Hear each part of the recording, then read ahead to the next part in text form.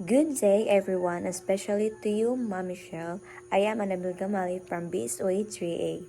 I will be discussing about the implementations of ISO or the Quality Management System of Bohol Island State of University or BISO, or how it benefits both the universities and us as students in BISO.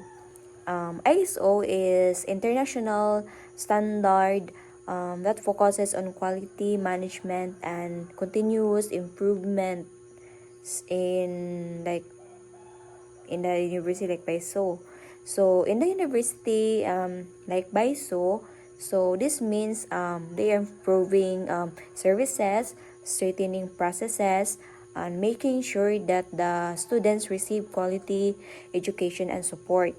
In BISO, the implementation can be seen in the way the university manages its processes as kanabitong like na enrollment, releasing of grades, they have student services, administrative transactions. So these processes are organized and guided by the clear procedures to make everything is run smoothly, walay conflict, while making this kanang processes like kanang enrollment, releasing grades, student services like SSG. They have SSG in the university, and administrative transactions. So they more become reliable. So in another important part of ISO is kanang continuous ang improvement. So BISO regularly evaluates its performance through feedback kanang from the students, faculty, and staff.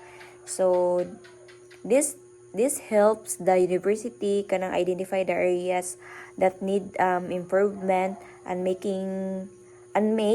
necessary changes kanang to provide better services. Do ani makita ang kanabitawng unsay feedback nimo from the students, faculties, unsay kanang nakita nila nimo kanang in sa university or as a person nga ga-work ka faculty, students, and unsay imuhang kanang yandunan mga staff ba.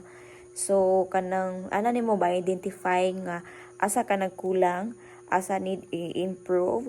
So it also promotes accountability among employees since everyone follows established standards and procedures. So the implementation of ISO brings me kanang many benefits to the university.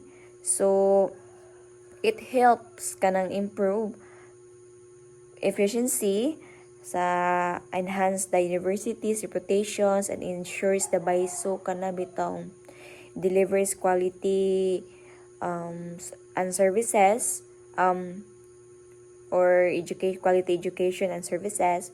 So it also strengthens kanang na teamwork among faculty, the staff, which leads to better overall performance of the institution. So as students in BISO Bilar, so the benefits kanang important, very important to us kay kanang as a students experience smoother enrollment, kanang organize ang academic processes, so fastest responses kanang to concerns, kanang dali ang response sa among concerns, and improve learning improvement. So it also kanang ensures that the students in BISO receive quality and instructions and better support throughout their academic or journey.